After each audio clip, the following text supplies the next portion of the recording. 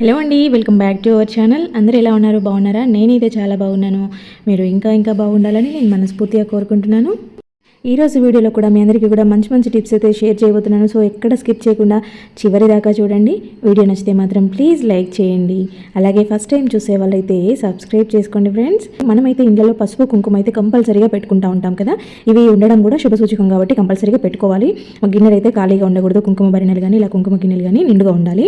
So ఇంకా ఇలా పెట్టుకునే టైంలో పసుపుకి కుంకుమకి అనేది తొందరగా పురుగు పడుతూ ఉంటుంది. ఇంకా పసుపు ఇంకా ఈ సీజన్లో అయితే ఇంకెక్కువగా ఉంటుంది. ఇక్కడ చూపిస్తున్నాను చూడండి పురుగు అనేది ఎలా ఉందో. ఇక్కడ ఈ కుంకుమ అనేది నేను కుంకుమార్చన చేసుకున్న కుంకుమ. సో ఇంకా దీన్నే బొట్టుగా పెట్టుకుంటూ ఉంటాము. కానీ చూడండి పురుగు అనేది ఎలా ఉందో. ఇది ఒకటి పైకి కనిపిస్తుంది కాబట్టి మీకు చూపించగలిగాను, కానీ లోపలికి కూడా ఉంటాయి. సో ఇంకా ఈ కుంకుమ అయితే నేను దీంట్లో నుంచి తీసుకొని కుంకుమార్చన చేసిందే. అది సపరేట్ ఇది సపరేట్ కాదు, రెండు ఒకటే. దాంట్లో నుంచి తీసుకొని దీంట్లోకి వేశాను. కానీ ఇక్కడ కుంకుమని గమనించండి మీరు. ఇదైతే అసలు పురుగు అనేది లేదు. ఎక్కడ చిన్న చిన్న ఉండలుగా కూడా లేకుండా ఉంది చూడండి. కుంకుమ కానీ పసుపు కానీ ఎంత ఫ్రెష్గా ఉన్నాయి చూడండి.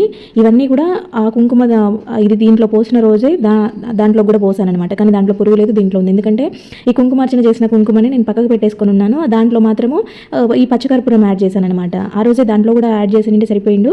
నేను దాంట్లో వేయలేదు, అది పక్కకు ఉండింది. సో ఇంకా దీంట్లో రెగ్యులర్గా బయట ఉంటుంది కాబట్టి పురుగు వస్తుందని పచ్చకర్పూరం యాడ్ చేశాను. ఇప్పుడు చూస్తే చూడండి దాంట్లో పురుగు ఉంది, దీంట్లో లేదు. ఈ పచ్చకర్పూరంని ఇలా పౌడర్గా చేసుకొని పసుపులో కానీ కుంకుమలో కానీ కలుపుకున్నారంటే అస్సలు పురుగు రాదు. మీకు లైవ్లో నేను చూపిస్తున్నాను. ఇదే పురుగు ఉంటుంది. మీకు అందరికీ కూడా ఐడియానే ఉండి ఉంటుంది. చూడండి పచ్చకర్పూరం అనేది చాలా మంచి సువాసనతో ఉంటుంది. చాలా న్యాచురల్గా తయారయ్యేది. మీ దగ్గర అది అవైలబుల్ లేకపోతే ఈ కర్పూరమైనా కలపండి. కానీ ఇది 100% జెన్యూన్ కాబట్టి ఒక్కసారి ట్రై చేయండి. ఇంకా నెక్స్ట్ వచ్చేసి మన హ్యాండ్ బ్యాగ్స్ కానీ పిల్లల స్కూల్ బ్యాగ్స్, క్యారీ బ్యాగ్స్ ఇలాంటివి అయితే రెగ్యులర్గా యూజ్ చేస్తూ ఉంటాం. ఇంకా పిల్లలైతే స్కూల్ బ్యాగ్స్, క్యారీ బ్యాగ్స్ అయితే రోజు వాడుతూ ఉంటారు కదా. సో ఒక్కొక్కసారి అవి వాటి జిప్ అనేది టైట్ అయిపోతూ ఉంటాయి. వాళ్ళు సడన్గా లాగడము, గట్టిగా లాగడం చేశారంటే అవి విరిగిపోయే ఛాన్సెస్, లేదంటే జిప్ ఫెయిల్ అయ్యే ఛాన్సెస్ ఉంటాయి కదా. సో మీకు ఎప్పుడైనా మీరు క్యారీ పెట్టే టైంలో కానీ, లేదంటే వాళ్ళు ఇలా టైట్గా ఉందని చెప్పిన టైంలో ఈ ఒక్క చిట్కా పాటించండి. ఇంకా వాళ్ళకి ఎప్పుడు కూడా ఈ ప్రాబ్లం అనేది రాదు. చాలా స్మూత్గా వస్తూ ఉంటుంది అనమాట. ఇది ఇలాగే వదిలేస్తే ఇక్కడ ఇది టైట్ అయిపోయి కొంచెం చిలుము రెస్ట్ వచ్చినట్టు కూడా అవుతూ ఉంటాయి. అలాగే వదిలేస్తే వాడకుండా. సో దానికోసం అయితే ఇక్కడ వ్యాజ్లైన్ తీసుకున్నాను. సో ఈ వ్యాజ్లైన్ అనేది మనకి మంచిగా గ్రీజ్గా పనిచేస్తుంది కదా. సో దానికోసం ఆ మొత్తం జిప్ అంతా పూయాల్సిన పని లేదు. ఇది జస్ట్ ఇక్కడ ఎడ్జెస్ ఉంటాయి కదా, ఈ స్టార్టింగ్ పాయింట్లో పూసేసి మనము కొద్దిసేపు జిప్ని కొద్దిసేపు ఇలాగా అనాలన్నమాట. జిగ్జాగ్ చేసినట్టుగా దాన్ని కొద్దిసేపు మనం అనడం వల్ల ఏమవుతుందంటే ఆ వ్యాజ్లైన్ అనేది మొత్తం దానికి అంటుకుంటుంది, ఆ జిప్కి అంటుకుంటుంది. అది ఫ్రీగా మూవ్ అయ్యే ఛాన్సెస్ ఉంటాయి అనమాట. లోపల ఏదైనా రఫ్గా ఉన్నా, లేదంటే కోటింగ్ లేసిపోయినా కూడా అది కొంచెం టైట్గా వస్తూ ఉంటుంది, పట్టుకున్నట్టుగా వస్తూ ఉంటుంది. అది అక్కడ కొంచెం డస్ట్ పడుతూ ఉంటుంది కాబట్టి ఇవైతే కొద్దిగా బూడిపోయినట్టు అనిపిస్తూ ఉంటాయి అనమాట. సో అట్లాంటి ఛాన్సెస్ లేకుండా చూడండి వ్యాజ్లైన్ అనేది చాలా బాగా ఫ్రీగా మూవ్ చేస్తుంది అనమాట. ఇప్పుడు చూడండి ఎంత ఫ్రీగా వచ్చేస్తుందో. సో ఇంకా ఇదైతే చాలా టైట్గా ఉండింది ముందు, ఇప్పుడు చాలా ఫ్రీగా అయిపోయింది. ఇలా ఎడ్జెస్లో అంటే సరిపోతుంది అనమాట. ఇక్కడ రెండు జిప్లు ఉంటాయి కదా వీళ్ళకి, రెండు జిప్లకి ఆ పక్క ఈ పక్క కొంచెం ఎడ్జెస్లో అప్లై చేసి ఇలా పెట్టారంటే మీకు ఇది వ్యాజ్లైన్ పూసినట్టుగా కూడా తెలియదు. కొద్దిసేపు మీరు ఇలా అన్నారంటే ఆ వ్యాజ్లైన్ ఉన్నట్టు కూడా అనిపించదు, దాంట్లో కలిసిపోయి ఉంటుంది అనమాట. ఒకసారి ఇలా ట్రై చేయండి, మీకైతే చాలా బాగా వర్కౌట్ అవుతుంది. హ్యాండ్ బ్యాగ్స్ కానీ, లగేజ్ బ్యాగ్స్ కానీ ఏవైనా కూడా ఇలా చేసుకోవచ్చు.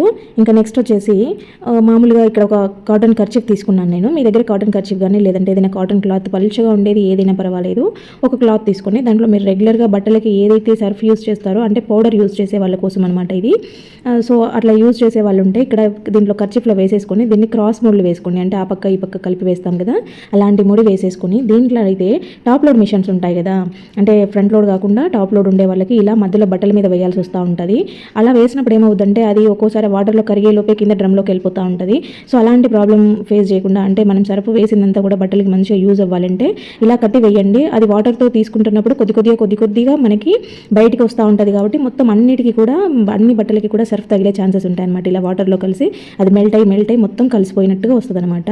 ఇంకా నెక్స్ట్ వచ్చేసి మనమైతే పోపుల డబ్బాలు చాలా వరకు అందరూ కూడా యూజ్ చేస్తూనే ఉంటారు. ఎందుకంటే ఇక్కడ అదొకటి తీసుకోవాలంటే కష్టం కాబట్టి అన్నీ ఒక దాంట్లో పోసుకుంటే ఈజీగా ఉంటాయని దాదాపు అందరి ఇళ్ళల్లో కూడా ఉంటాయి కదా. సో వీటిని అయితే మనము ఎక్కువగా కడగకుండా దాంట్లో అయిపోయినప్పుడు పోసుకుంటా అట్లా మెయింటైన్ చేస్తే పురుగు పట్టే ఛాన్సెస్ ఎక్కువ ఉంటాయి అనమాట. ఇలాంటి సీజన్లో అయితే ఇంకా పప్పులన్నీ మెత్తగా అయిపోతూ ఉంటాయి, పురుగు తొందరగా వచ్చేస్తూ ఉంటుంది. సో అట్లా కాకుండా ఎప్పుడైనా ఒకసారి మీరు ఫ్రీగా ఉన్న టైంలో ఇలా బాక్స్ని మంచిగా నీట్గా క్లీన్ చేసేసుకొని కొద్దిసేపు ఎండలో ఆరబెట్టుకోండి. ఎండ లేదు అనుకుంటే కనుక స్టవ్ మీద పెట్టేసి కాసేపు హీట్ చేయండి. ఇలా మంచిగా అవి కొద్దిగా డ్రై అయిపోయినట్టుగా ఉండాలన్నమాట, మరి వెయిట్గా లేకుండా. ఇంకా తర్వాత మీరు దాంట్లో ఏమేమి ఐటమ్స్ వేసుకుంటారో అవన్నీ కూడా ఫ్రెష్గా నింపేసుకోండి. ఒకవేళ పాతవి ఉన్నా కూడా కొద్దిగా క్లీన్ చేసుకున్నట్టు కానీ అడుగునవి వేయకుండా పైనగా వేసుకోండి ఇలాగా. ఇంకా నేనైతే ఇక్కడ జీలకర్ర ఆవాలు ఎక్కువగా యూజ్ చేస్తాను. మామూలుగా మిగతా శనగపప్పు మినపప్పు ఎప్పుడన్నా ఒకసారి కానీ ఎక్కువగా అయితే జీలకర్ర ఆవాలు ఎక్కువగా వేసుకుంటాను కాబట్టి అవి రెండు గిన్నెలలో వేసుకుంటాను అనమాట. ఇంకా మీరు ఏవేవి వేసుకుంటారో అవన్నీ వేసుకోండి. ఇక్కడ ఇవి ఇట్లా వేసుకోవడం ఒకటే కాకుండా పురుగు పెట్టకుండా కూడా ఎలా చేసుకోవాలనేది ఇప్పుడు చూపిస్తాను. ఇక్కడైతే ఇంకా ఎండుమిరపకాయలు కూడా పోపులో వేస్తాం కాబట్టి ఇంక ఇది ఒక గిన్నెలో వేసాను అనమాట. ఇంకా మనకి ఇవి ఇలాగే మెత్తగా ఉన్నప్పుడు కొంచెం పురుగు వచ్చేస్తూ ఉంటాయి, పప్పులు ఉంటాయి కాబట్టి ఆటోమేటిక్గా పురుగు అనేది వస్తూ ఉంటుంది. సో పురుగు వచ్చి జీలకర్ర ఆవాలు కూడా కొంచెం ఉండలు కట్టినట్టుగా అవుతూ ఉంటాయి. అలా కాకుండా ఉండాలంటే జస్ట్ చిటికేడు సాల్ట్ని ఇలా పైన చిలకరించండి. మనం ఇవన్నీ కూడా కర్రీస్లోనో టిఫిన్స్లోనో వేసుకుంటాం, అన్నీ కూడా ఉప్పు వేసి వండుకునే వంటల్లోనే ఇవి వాడతాం కాబట్టి ఉప్పు వేయడం వల్ల ఎటువంటి ప్రాబ్లం ఉండదన్నమాట. ఒకసారి ఉప్పు వేసి ఇలా చూడండి, మీకు పురుగు అనేది పట్టకుండా ఉంటుంది. మీరు ఎన్ని రోజులున్నా కూడా ఫ్రెష్గా ఉంటాయన్నమాట. ఇలా అప్పుడప్పుడు పెట్టుకుంటూ ఉండండి నీట్గా.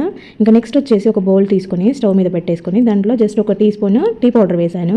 ఆ టీ పౌడర్లో ఇక్కడ లెమన్ ఉంటుంది కదా, అంటే ఆరెంజ్ పీల్స్ ఉంటాయి కదా, ఆరెంజ్ పీల్స్ అనేవి వేసాను. మీరు ఆరెంజ్ పీల్స్ ప్లేస్లో కర్పూరం కూడా యాడ్ చేసుకోవచ్చు. నా దగ్గర ఇప్పుడు ఇది అవైలబుల్ ఉంది కాబట్టి ఇది వేసాను. ఇంకా ఇవి లేని సీజన్లో మామూలుగా ఇవి లేని వాళ్ళైతే కర్పూరం వేసుకున్నా సరిపోతుంది అనమాట.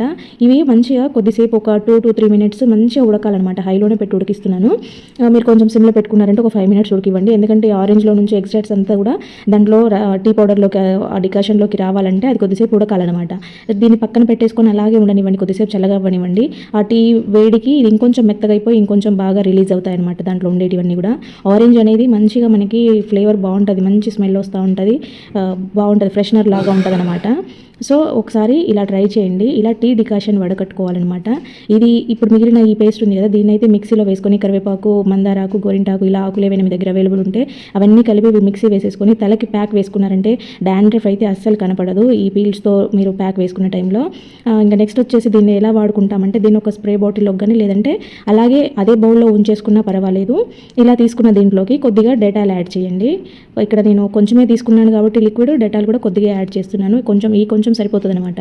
ఇంకా తర్వాత దీన్ని అయితే మీరు ఎక్కడెక్కడ స్ప్రే చేసుకుంటారంటే బాత్రూమ్ టైల్స్ ఉంటాయి కదా, బాత్రూమ్ టైల్స్, కిచెన్ స్టవ్ దగ్గర, స్టవ్ బండ మీద టైల్స్ ఏవైనా కూడా క్లీనింగ్ పర్పస్లో చాలా బాగా యూజ్ అవుతుంది. బ్యాక్టీరియా, ఫంగస్ ఇలాంటివి ఏవి లేకుండా చేస్తుంది అనమాట. మనకి ఇక్కడ కిచెన్లో ఎక్కువగా వాడుతూ ఉంటాం, ఆయిల్ మరకలు ఉంటాయి, నాన్ వెజ్ వండుతూ ఉంటాము, పొంగుతూ ఉంటాయి. ఇవన్నీ కూడా నార్మల్గా మనము సోప్తో ఇలా లిక్విడ్తో క్లీన్ చేసుకుంటూ ఉంటాము. కానీ అప్పుడప్పుడు ఇలా చేయండి, వారానికి ఒకసారి మీకు వీలైనప్పుడు అప్పుడప్పుడు ఒకసారి ఇలా చేయండి. మనకి బల్లులు, బొద్దింకలు ఇలా తిరుగుతూ ఉంటాయి కదా, చిన్నపిల్లలు ఉంటారు, మనం ఇక్కడ వంట చేసుకుంటాము కాబట్టి ఇక్కడ ఎంత మనకి హైజీన్గా ఉంటే అంత బాగుంటుంది అనమాట. ఇక్కడనే కాదు మనకి వాష్రూమ్లో అయినా కూడా కొంచెం బ్యాడ్ స్మెల్ వస్తూనే ఉంటుంది కదా, అలాంటి ప్లేసెస్లో ఈ లిక్విడ్ని స్ప్రే చేసేసి మీరు నీట్గా వాష్ చేసుకున్నారంటే రూమ్లో లైమ్ ఫ్రెష్ వస్తుంది అనమాట. అంటే మనము లైమ్ పెట్టుకుంటాం కదా, అలాంటి మంచి ఫ్రాగ్రెన్స్ వస్తూ ఉంటుంది. సో ఒకసారి ఇలా ట్రై చేయండి. డెటాల్ వేసాం కాబట్టి హైజీన్గా ఉంటుంది అనమాట. మనకి కాక్రోచ్లు, బల్లులు కూడా ఈ స్మెల్కి అంత తొందరగా దగ్గరికి రావచ్చే ఛాన్సెస్ ఉండవు. కాబట్టి ఇట్లా టైల్స్ క్లీన్ చేసుకున్నా కూడా ఇక్కడ మనం టీ డికాషన్ వేసాం కాబట్టి షైనింగ్ రావడానికి బాగా యూజ్ అవుతుంది అనమాట టీ డికాషన్. సో ఇలా డికాషన్లో కొంచెం అది వేసుకున్నారంటే, లేదంటే కర్పూరం వేసుకున్నా కూడా ఆ ఘాటు స్మెల్కి బల్లులు, బొద్దింకలు లాంటివి రాకుండా ఉండడమే కాకుండా మనకి మంచి స్మెల్ వస్తూ ఉంటుంది. ఎప్పుడు చూసినా కూడా ఇల్లు సువాసనతో ఉంటుంది అనమాట. ఇలాగా ఒకసారి ట్రై చేయండి. ఇక్కడ కిచెన్ బండ మీద కూడా ఇదంతా స్ప్రే చేసుకోండి. ఎందుకంటే ఇంకా మనం నైట్ పడుకున్నాక అవి తిరుగుతూ ఉంటాయి, అది మనకు అందరికీ ఐడియానే ఉంటుంది. సో ఇంకా ఇట్లాంటివి ఏమైనా స్ప్రే చేసిన టైంలో ఆ స్మెల్కి అయితే అవి దూరంగా ఉంటాయి, ఖచ్చితంగా చెప్తాను. కాబట్టి ఒకసారి ట్రై చేయండి. ఇంకా నెక్స్ట్ లాస్ట్ రెమెడీ ఇదైతే నాకైతే చాలా బాగా వర్కౌట్ అయిందని మీ అందరికీ షేర్ చేస్తున్నాను. మీరు ఒకసారి ఒక 1 week కంటిన్యూగా ట్రై చేయండి. మీకు వర్కౌట్ అవ్వకపోతే స్కిప్ చేసేయండి. సో ఇదైతే నాకు వర్కౌట్ అయిందని మీకు వర్కౌట్ అవ్వాలని అట్లని కాదు, నేను చెప్తున్నాను. ఎవరైనా చేసుకునే ఉద్దేశం ఉన్న, ఇంట్రెస్ట్ ఉన్నా కూడా చేసుకోండి. ఇక్కడ అన్నం వండుతాం కదా, మనము అన్నం వండిన తర్వాత గిన్నెని పక్కకు తీసే టైంలో కానీ లేదంటే ఇంకా అన్నం వండిన వెంటనే పక్కకు తీయకపోయినా తినడానికి అయితే పెట్టుకుంటూ ఉంటాం కదా, అలాంటి టైంలో ఇక్కడ చూడండి కొంచెం అన్నం తీసుకొని అదే మంట మీద, అన్నం వండిన మంట మీద వేసేసి ఒక 2-3 drops నెయ్యి వేసి సమర్పయామి అనండి. అంటే మనం అగ్నికి సమర్పిస్తున్నట్టు అనమాట. ఇలా వేసుకొని సమర్పయామి అనండి. మీరు ఒక వారం రోజులు కంటిన్యూగా ట్రై చేసి మీకు ఏదైనా మంచి రిజల్ట్స్ కనిపించాయి అనుకుంటే నెక్స్ట్ ట్రై చేయండి, లేదంటే లైట్ తీసుకోండి. ఎటువంటి కెమికల్స్ యూజ్ చేయకుండా మంచిగా న్యాచురల్గా, చేతులు పాడవకుండా బాగుండేలాగా ఇదనమాట. ఇంతకుముందు నన్ను ఒక సబ్స్క్రైబర్ అడిగారు, పీతాంబరి పౌడర్ ఎక్కువ కాస్ట్ అవుతుంది, సో ఇంట్లో ఉండే వాటితో ఏదైనా ఈజీగా చేసుకునేలాగా, మనకి చేతులు పాడవకుండా ఉండేలాగా ఏదైనా న్యాచురల్గా చేసి చూపెట్టండి అని చెప్పి అడిగారు. సో దానికోసం అయితే నాకు ఇంకా ఇది కరెక్ట్ అని చెప్పి వీడియో పెడుతున్నాను. సో నేను యూజ్ చేశాను, బాగుంది కాబట్టి మీ అందరికీ కూడా షేర్ చేస్తున్నాను. సో వీడియో ఎక్కడ స్కిప్ చేయకుండా చివరి దాకా చూడండి. వీడియో నచ్చితే మాత్రం ప్లీజ్ లైక్ చేయండి. అలాగే ఫస్ట్ టైం చూస్తున్న వాళ్ళైతే మన ఛానల్లో ఇలాంటి యూస్ఫుల్ టిప్స్ అండ్ ఐడియాస్ చాలా ఉన్నాయి, ఒకసారి చెక్ చేయండి. ఛానల్ని సబ్స్క్రైబ్ చేసుకొని బెల్ సింబల్ యాక్టివేట్ చేసుకోండి. నేను పెట్టే వీడియోస్ ప్రతి వీడియో కూడా మీకు నోటిఫికేషన్ వస్తుందన్నమాట. సో ఇంకా మన దాంట్లో రీయూజెస్ వీడియోస్, క్రాఫ్ట్ వీడియోస్ చాలా ఉన్నాయి. ఇదైతే ఇప్పుడు ఈ పౌడర్ అయితే మనకి మల్టీపర్పస్ యూజ్ అవుతుందన్నమాట. అంటే మనం ఇంట్లో రెగ్యులర్గా గిన్నెలు తోముకునే దానికైనా, దీపాలు తోముకునే దానికైనా, ఇత్తడి, రాగి వస్తువులు, గాజు ఐటమ్స్ ఎలాంటి వాటివైనా కూడా చాలా ఈజీగా సింపుల్గా క్లీన్ చేసేసుకోవచ్చు అనమాట. సో ఇది ఎట్లా క్లీన్ అవుతుంది అనేది ఫస్ట్ ఒకసారి మీరు చూడండి, దాన్ని బట్టి మీకు అర్థమవుతుంది. సో ఇదైతే నాకు లైట్గా ఆరెంజ్ కలర్ వచ్చింది. ఈ కలర్ రావడానికి కూడా రీజన్ ఏంటనేది మీకు చూపిస్తాను. సో దీంట్లో ఎక్కువగా మనము అన్నీ కూడా ఇంట్లో అన్ని వాడుకునే ఐటమ్సే ఉంటాయి, వేరే ఎక్కువగా కెమికల్స్ ఏమీ ఉండవు. సో న్యాచురల్గా ఉంటాయి అనమాట. మామూలుగా పీతాంబరి వాడితే చాలా వరకు ఎవరికి పడదు. నాకైతే చేతులంతా కూడా డ్యామేజ్ అవుతూ ఉంటాయి, మొత్తం కోసుకుపోయినట్టు అవుతాయి. సో నేను ఎప్పుడు కూడా పీతాంబరి వాడను. ఇంకా ఇక్కడ చూడండి, మీకు అన్ని రకాలుగా చూపించాలనేసి ఇత్తడి, రాగి, అలాగే మట్టి ప్రమిదలు, స్టీల్ ఐటమ్స్ కూడా చూపిస్తాను. ఫస్ట్ అయితే నార్మల్గా మనం గిన్నెలు తోముకునే స్క్రబ్బర్తోనే ఈ పౌడర్ని ఇలాగా చేస్తున్నాను చూడండి. దీంట్లో యూజ్ చేసిన ఐటమ్ వల్ల దీన్ని ఎల్లో కలర్ వస్తుందన్నమాట. ఫస్ట్ మనం అన్నిటికీ కూడా మొత్తం ఇలాగా పౌడర్ అంతా కూడా అంటే ఇలాగా కొంచెం రఫ్ చేసినట్టుగా పెట్టేసేయాలి. ఆ తర్వాత మనం నార్మల్గా గట్టిగా రుద్దితే వచ్చేస్తుంది అనమాట. దీంట్లో కెమికల్స్ ఉండవు కాబట్టి వెంటనే అలా వేగానే ఇలాగా కలర్ చేంజ్ అవ్వడం ఇలాంటిది అయితే ఉండదు. కొంచెం స్క్రబ్బింగ్ చేయాల్సి వస్తుంది, ఎందుకంటే ఇది చాలా రోజుల నుంచి ఇలాగే ఉండిపోయిన మురికంతా ఒకసారి క్లీన్ అవ్వాలంటే టైం పడుతుంది. చూడండి, ఇక్కడ మీకు వీడియోలో చూపిస్తున్నట్లుగా జస్ట్ స్క్రబ్బర్తో రుద్దాలన్నమాట. మరీ ఓవర్గా రుద్దాలని కూడా కాదు, స్క్రబ్బర్తో రుద్దాలి. ఇక్కడ చూడండి, ఈ దీపం అయితే సుమారుగా 2-3 నెలల నుంచి అలాగే ఉండింది, బయట ఉండింది అనమాట. సో దాన్ని క్లీన్ చేసి చూపిద్దాం ఎంత బాగా క్లీన్ అవుతుందో మీకు అర్థమవుద్దనేసి ఈ దీపాన్ని తీసుకున్నాను. చూడండి, ఇక్కడ ఇదైతే ఆయిల్ జిడ్డు, నీళ్లు పడి ఎండకి ఇలా ఉండిందనమాట. ఇలా ఉన్న దీపమైనా సరే జస్ట్ పౌడర్తో స్క్రబ్బింగ్ చేస్తే ఒకసారి చూడండి ఎంత నీట్గా వచ్చేస్తుందో. సో ఇవి మనము ఇత్తడి, రాగి, స్టీలు, గాజు ఎలాంటి ఐటమ్స్ అయినా సరే చాలా సింపుల్గా క్లీన్ చేసేసుకోవచ్చు. మనకి ఎటువంటి హ్యాండ్స్ పాడవవు, మనకి ఖర్చు కూడా చాలా తక్కువలో అయిపోతుంది అనమాట. అన్నీ మనము ఇంట్లో ఉండే ఐటమ్సే యూజ్ చేస్తున్నాము. అది ఎలా తయారు చేసుకోవాలనేది నేను లాస్ట్లో యాడ్ చేస్తాను చూడండి.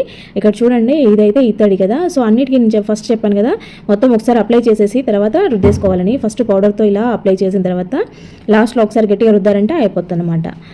ఎన్ని రోజుల నుంచి ఇలాగా మాగిపోయిన జిడ్డు అయినా సరే, లేదంటే మనము ఎక్కువగా క్లీన్ చేయకుండా అప్పటికప్పుడు క్లీన్ చేసేసి పెట్టుకుంటాం కదా, అవి ఎక్కువ రోజులు అట్లనే ఉండడం వల్ల చాలా నల్లగా అయిపోతూ ఉంటాయి అనమాట. ఇప్పుడు సేమ్ సిచ్యువేషన్ అదే ఉందన్నమాట. పీతాంబరి పౌడర్తో నాకు చేతులు పాడవుతాయి అనేసి నేనైతే అవి యూజ్ చేయను. జస్ట్ విమ్ లిక్విడ్తో యూజ్ చేస్తే అదేంటంటే ఇంత నీట్గా రావన్నమాట. అంతా మనకి ఒరిజినల్ కలర్లోకి రావు, ఆ నలుపుదనం అట్లనే ఉండిపోతుంది. కాకపోతే ఏంటంటే ఆ జిడ్డు లేకుండా క్లీన్ అయిపోతాయి అనమాట. ఇంకా చేసేది ఏం లేక అట్లనే వాడుకుంటూ ఉండేదాన్ని.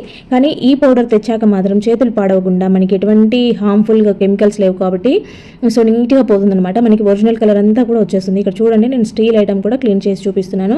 ఎంత షైనీగా వస్తాయో, తలతలగా వస్తాయి. మనం దేవుడు సామాన్ తోముకునేటప్పుడు ఇలా యూజ్ చేసుకుంటూ ఉంటాం కదా, సపరేట్గా పక్కన పెట్టేసుకొని. సో దానికైతే చాలా బాగా వర్కౌట్ అవుతుంది. మీరు ఏదైనా గాజు బాటిల్లో వేసి స్టోర్ చేసుకున్నారు, గాజు బాటిల్ కాకపోయినా ఏదైనా వాటర్ తగలని చోట పెట్టుకున్నారు అంటే కనుక మూత ఉండేది పెట్టుకుంటే నెలల తరబడి వచ్చేస్తుంది అనమాట. సో ఇక్కడ చూడండి, నేను స్టీల్ గిన్నెని కూడా క్లీన్ చేసి చూపెట్టాను కదా, ఇక్కడ అంతా షైనీగా ఉంది చూడండి. జస్ట్ దాంతో పౌడర్తో ఒకసారి ఇలా క్లీన్ చేసేసాను. ఇక్కడ ఇత్తడి, రాగి రెండు కూడా చూపిస్తున్నాను చూడండి ఎంత నీట్గా వచ్చేసాయో. ఇవైతే చాలా రోజుల నుంచి అట్లా నల్లగా ఉంటాయి అనమాట. అంటే విమ్ లిక్విడ్తో క్లీన్ చేస్తే మొత్తం ఇట్లా నీట్గా రావు, జస్ట్ జిడ్డుపోతుంది. కాకపోతే ఇంకా నాకు ఆ కెమికల్ పడదు కాబట్టి నేను ఎప్పుడు కూడా అది తెచ్చుకోను అనమాట. సో అందువల్ల అవి నల్లగా అలాగే ఉండిపోయాయి, చాలా రోజుల నుండి ఉండిపోయినాయి. అయినా సరే ఈ పౌడర్ వేయగానే చూడండి ఎంత నీట్గా వచ్చేసాయి, ఎంత తలతలగా మెరుస్తున్నాయి చూడండి. సో ఈ పౌడర్ అయితే మనకి కెమికల్ లేకుండా నీట్గా చక్కగా ఆర్గనైజ్ చేసేసుకోవచ్చు, తయారు చేసేసుకోవచ్చు. మనకి ఎన్ని నెలలైనా కూడా ఇది స్టోర్ ఉంటుంది. సో దీంట్లో వాడేటివన్నీ కూడా మనము ఇంట్లో ఉండేటివి అనమాట.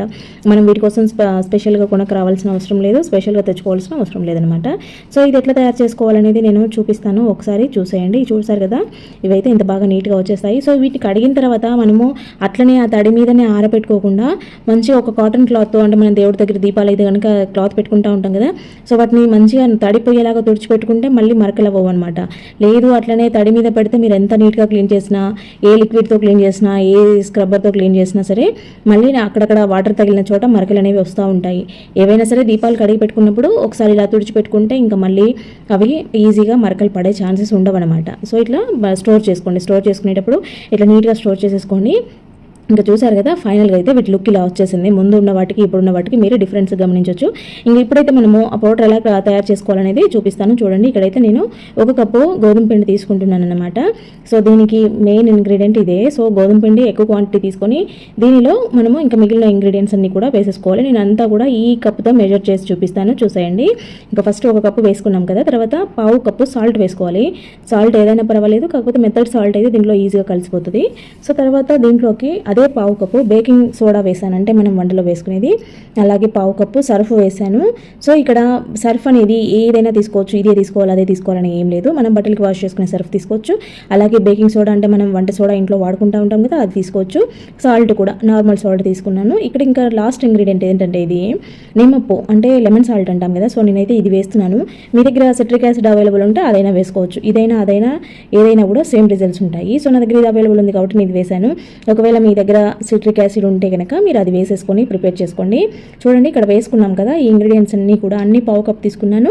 గోధుమ పిండి ఒకటి మాత్రం 1 కప్ తీసుకున్నాను. సో ఇవన్నీ ఒకసారి ఇలాగా మిక్స్ చేసేసుకోండి. తర్వాత దీనిని మీరు రెగ్యులర్గా యూజ్ చేసుకునే మిక్సీ జార్స్ ఉంటాయి కదా, సో దాంట్లో ఒక జార్ తీసుకొని ఈ పౌడర్ అంతా కూడా దాంట్లో వేసేసుకోండి.